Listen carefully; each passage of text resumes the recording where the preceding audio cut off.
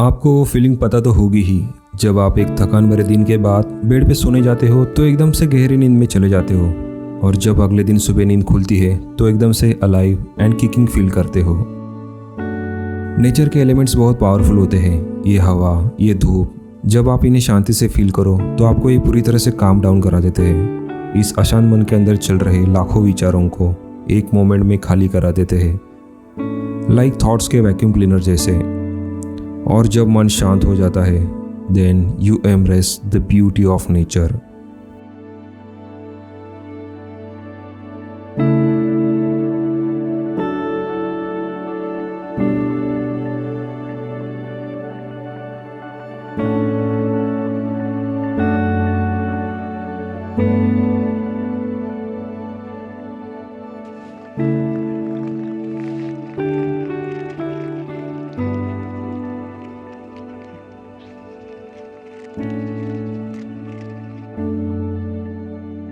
आज हम हैं पुणे में और ये हमारा है संस्कार ट्रिप का तीसरा दिन। आज भी अपने पास बहुत टाइम है तो मैं आपको कुछ इंटरेस्टिंग बात बताना चाहता हूँ। मतलब ये लोगों से हम क्या सीखते हैं वो। जैसे मैंने पहले भी बताया कि लद्दाख और संस्कार रीजन के गांव इतने रिमोट लोकेशन पे है कि आज के दिन भी यहाँ इलेक्ट्रिसिटी और टेलीफोन जैसी बेसिक सुविधाएं आपको देखने नहीं मिलेगी।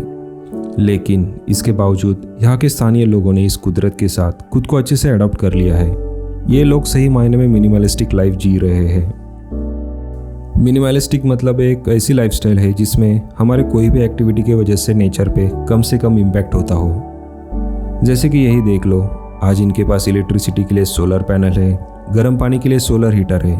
मतलब ये लोग नेचुरल रिसोर्सेज को इतना केयरफुल यूज़ करते हैं कि जिस वजह से इनका कार्बन फुटप्रिंट ऑलमोस्ट ना के बराबर है। अब यही देख लो ना, डेली इस्तेमाल में आने वाले पानी के लिए भी ये लोगों ने क्या खूब तरीका ढूंढा है। ये जो पानी का मेन पाइप है, मैंने कल बताया वैसे मेन ग्लेशियर से आता है डायरेक्टली। ये वही पानी है जो हम जैसे शहरी लोग बॉटल में खरीद के पीते हैं। प्राइस देखा, और इधर आपको ढेर सारे पाइप दिखेंगे। ये पाइप जाएगा किसी और खेत में, ये दूसरा पाइप जाएगा किसी और खेत में। ये जो पेड़ पे लटका हुआ पाइप है वो सीधा जाएगा वो उनके टंकी में, जो नीचे है ड्राई टॉयलेट और बाथरूम। और जो वेस्ट पानी है वो इन पेड़ों को जाता है, ऐसे ऐसे ऐसे ऐसे करके जिगजैग पैटर्न में इन्होंने पूरा प्लेटफॉर्म। मतलब आपको जस्ट यहाँ आके पाइप चेंज करने हैं, फिर आप जहाँ पानी भेजना चाहते हो भेज सकते हो। कोई मोटर पंप की ज़रूरत नहीं। मज़े की बात यह है कि ये पानी 24 आवर्स चालू रहता है। में जो नीचे है ड्राई टॉयलेट से याद आया, पिछले 2 एपिसोड देखने के बाद मेरे कई सारे दोस्तों ने मुझे पूछा कि भाई इन बीहड़ इलाकों में सुबह हल्का होने के लिए कहाँ जाते हो। तो आपको बता दूं, हम मोस्टली ना कैंपिंग किसी गांव या घर के पास करते थे, तो हम यूज करते थे ड्राई टॉयलेट्स। बड़ा इंटरेस्टिंग सा कंसेप्ट है ये। अब अगले 2 मिनट के क्लिप में आप जो भी देखने वाले हो उससे शायद आपको यूक्स या ईव वाली फीलिंग आ सकती है, तो चाहे तो आप ये पार्ट स्किप भी कर सकते हो। दरअसल ये ड्राई टॉयलेट का जो स्ट्रक्चर है ना, उसमें 2 फ्लोर्स होते हैं, लगभग सेम हाइट के। ये स्ट्रक्चर पूरी तरह से मिट्टी से बने होते हैं, इवन दोनों फ्लोर के बीच का स्लैब भी।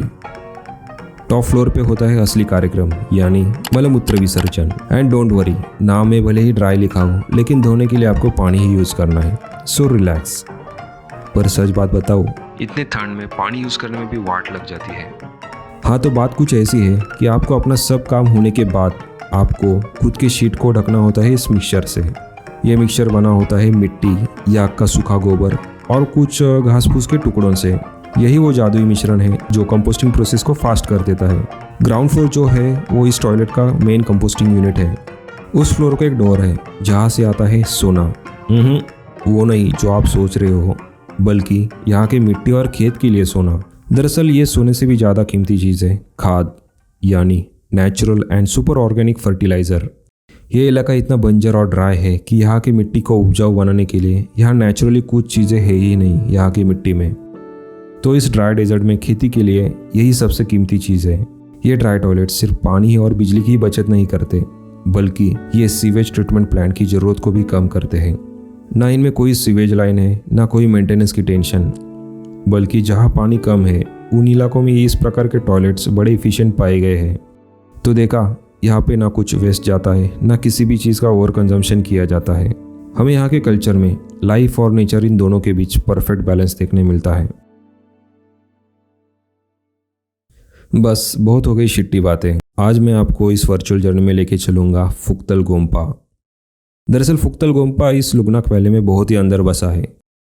वहाँ जाने के लिए बस एक ही रूट है, और वो भी हाइकिंग का। मतलब आपको 5 से 6 किलोमीटर का फासला चल के तय करना है। जबकि हमें वापस यही आना है, तो हम लोग कैंप को यही छोड़ के बस खाने पीने की ज़रूरी चीज़ें लेके निकलते हैं अगले सफ़र पे।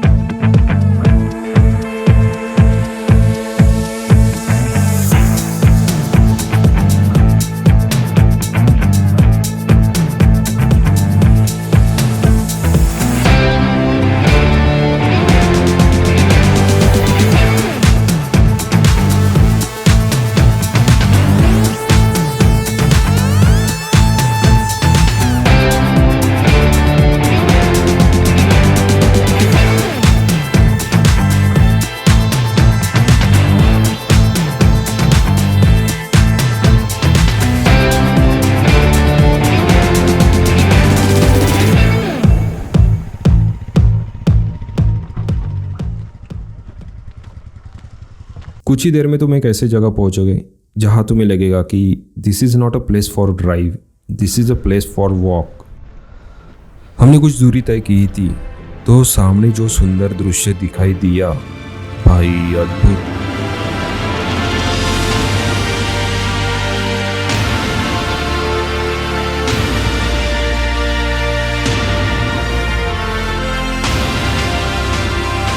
नज़ारा कुछ यूँ था जैसे लग रहा था कि मेरे एडिटिंग से पहले नेचर ने खुद इस लैंडस्केप को कलर ग्रेड किया हो। मतलब मेरे पूरे लाइफ में मैंने कभी नेचुरल वाटर सोर्स को इतना ब्लू नहीं देखा था। ऊपर क्लाउडी वेदर होने के बावजूद पानी नीला दिखाई दे रहा था। इस ब्लू कलर का असली रीजन शायद यहाँ का लाइमस्टोन है, जो बना होता है कैल्शियम कार्बोनेट से। तो ये कैल्शियम कार्बोनेट जब पानी में घुल जाता है, तो उसके टाइनी क्रिस्टल से डेलाइट जब टकरा के रिफ्लेक्ट होती है, तो पानी का ये यूनिक ब्लू कलर उभर आता है। और यहीं से आगे लुगनाक वैली में सरप नदी के किनारे हमारा सफर शुरू होता है।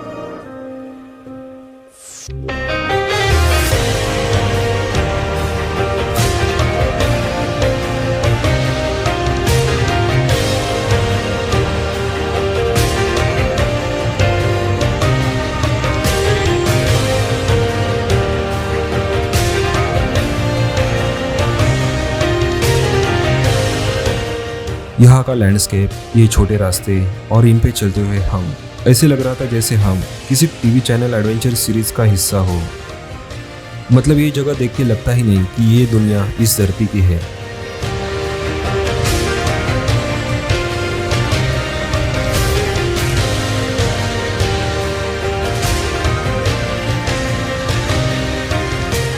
लिटरली ये रास्ते पहाड़ों को काट के बनाए हैं। रास्ते कुछ कुछ जगह इतने संकरे हैं कि आपको बहुत संभल के चलना पड़ता है। जहाँ रास्ते बनाने के लिए जगह नहीं, वहाँ ऐसे रॉक ब्रिज के ऊपर से आपको गुजरना पड़ता है।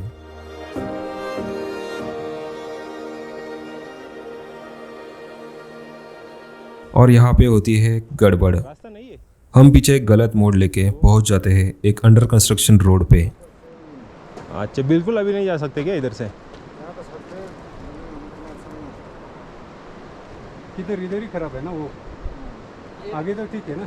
ठीक है, आदमी तो लागे है ना उधर। हाँ आदमी तो लागे है उधर भी है बनाने वाला, रास्ता बनाने वाला। अच्छा, चलने के लिए जा सकते हैं ना, चल के? अब आप लोग जा सकते हैं। ठीक है, ट्राई तो करते, वापस आएंगे नहीं जमा तो। और फिर ये गलत मोड़ की वजह से हमारी हालत होती है कुछ ऐसे।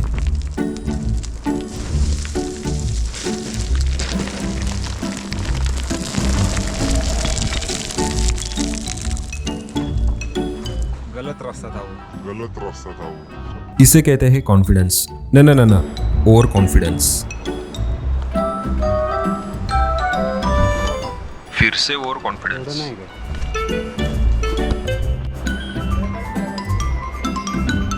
ये ला रहे।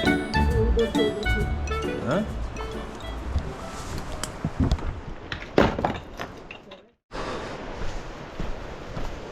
इस सुंदर और शांत रास्तों पे चलते चलते मन में कई सारे ख्याल आने लगे। कुछ दिन पहले ही मैंने एक बुक पढ़ा था, इचिगो इच्ची। प्रेजेंट मोमेंट में जीने के एक जापानीज तरीके के बारे में है वो बुक। उस बुक में हिमालय में बसी एक बहुत ही सुंदर जगह का वर्णन किया है, शंबाला। तिबेटियन बुद्धिज्म के पुराण कथाओं के अनुसार शंबाला हिमालय के अंदर बसी हुई एक अद्भुत दुनिया है जो आज तक किसी को मिली नहीं। शंबाला पहुंचने के लिए बहुत सारे पहाड़, हिमालय की बर्फीली चोटियां पार करके जाना पड़ता है।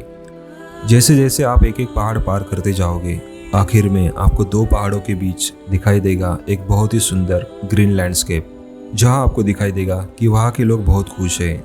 बच्चे खुशी से खेल कूद रहे हैं, पेड़ पौधे फल और फूलों से लबालब भरे हुए हैं। जहां हर तरह के प्राणी पंछी इस शांत और सुंदर जगह में आज़ादी से इधर उधर घूम रहे हैं।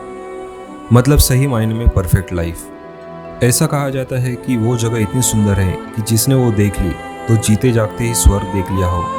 वहाँ के लोग अपनी लाइफ से इतने खुश हैं कि जैसे दुख क्या होता है जानते ही नहीं। हमारा ये ट्रैक और ये ट्रेल हमें भी कुछ ऐसा ही फील करवा रहा था, जैसे हमारी ये जर्नी हमें शंबाला की ओर ले जा रही हो। और आप बिलीव नहीं करोगे, मैंने जब यहाँ से ड्रोन उड़ाया तो स्क्रीन पे जो व्यू देखा,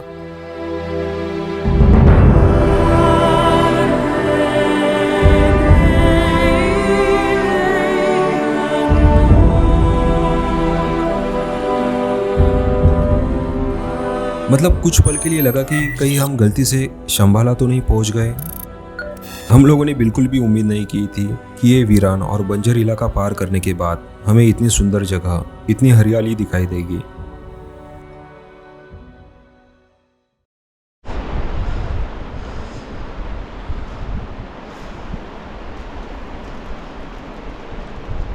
चलते चलते हम नदी के एक ऐसे सिरे पे आ गए जहां हमें रिवर क्रॉस करके नदी के उस पार जाना था।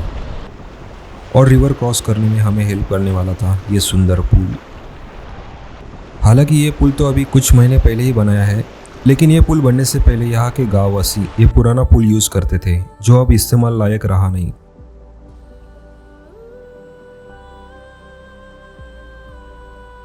हम अभी जो रास्ते से आए वो आता है पुरने से, लेकिन फुक्तल गोम्पा के लिए एक और रास्ता है चाहा विलेज से, जो नदी के उस पार है।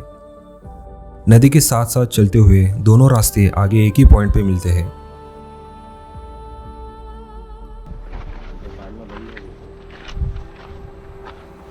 फाइनली 3 घंटे के ट्रैक के बाद हम पहुंच जाते हैं फुक्तल गोम्पा।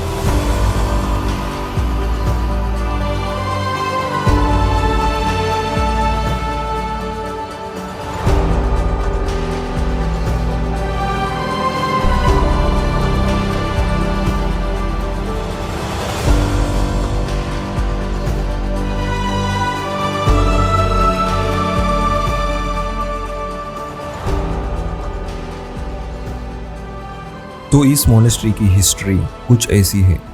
आज से कुछ साल पहले, कुछ साल मीन्स हजारों साल पहले, यहाँ कुछ भी नहीं, सिर्फ एक केव थी।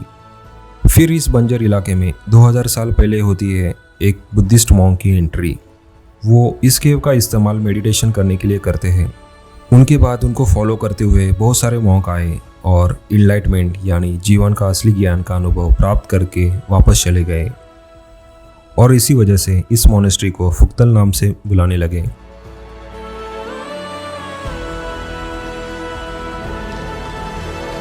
The cave of liberation.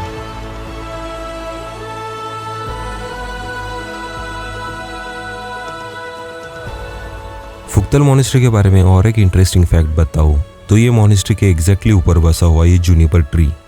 Monastery के अंदर जो स्तूप है उसके एग्जैक्टली ऊपर ये पेड़ होने के कारण यहाँ के मॉन्क्स ने इस पेड़ को नाम दिया है चैंगसेम ओडियुक्स, मतलब द अम्ब्रेला ऑफ चैंगसेम, पेड़ जो यहाँ पवित्र माना जाता है। तिबेट में शुक्पा नाम से जाना जाने वाला ये जूनिपर ट्री बुद्धिस्ट हिमालय में बहुत ही फेमस है। पाइन ट्री जैसी नुकीली पत्तियां जलाने पर सुगंध देने के कारण इसे बहुत सारे धार्मिक विधियों में इस्तेमाल किया जाता है। जूनिपर ट्री से मिलने वाला लकड़ी काफी कीमती और मजबूत होती है, जो यहाँ के वेदर में अपनी मजबूती आसानी से बनाए रखती है। इसी कारण फुक्तल मोनेस्ट्री के इस मधुमक्खी के छत्ते जैसे स्ट्रक्चर को मजबूती देने वाले पिलर्स भी इसी जूनिपर ट्री से बने हुए हैं। ये गांव, ये मॉनेस्ट्री मॉडर्न वर्ल्ड से पूरी तरह से कट ऑफ होने के कारण आज भी यहाँ के लोगों की लाइफस्टाइल वैसी ही है जैसे 100 साल पहले थी। हिमालय में इन जैसे दूर दराज स्थानों को और इस गोम्पा जैसे अद्भुत मानव निर्मित स्ट्रक्चर्स को देखने के बाद मन में एक ही सवाल आता है कि आखिरकार वो कौन सुपर ह्यूमंस थे जो सबसे पहले यहाँ आए होंगे।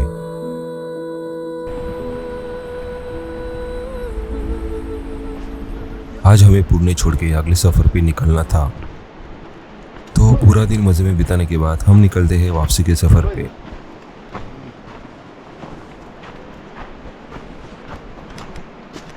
वापसी के सफर में हम आखिरी बार नदी के किनारे बैठ के थोड़ा रिलैक्स टाइम स्पेंड करने के बारे में सोचते हैं।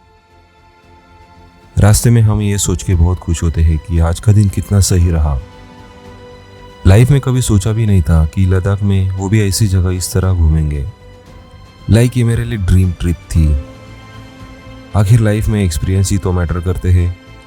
अगर लाइफ में ऐसे एक्सपीरियंस मिलने लगते हैं तो समझ लेना you are the strongest person in the world.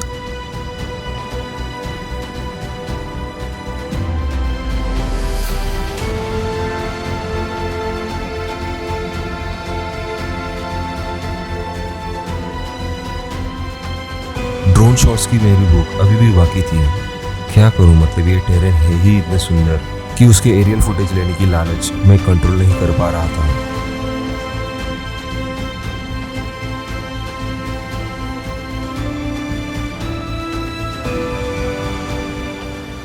और वो कहते हैं ना, लालच बुरी बला, वो सही कहते हैं।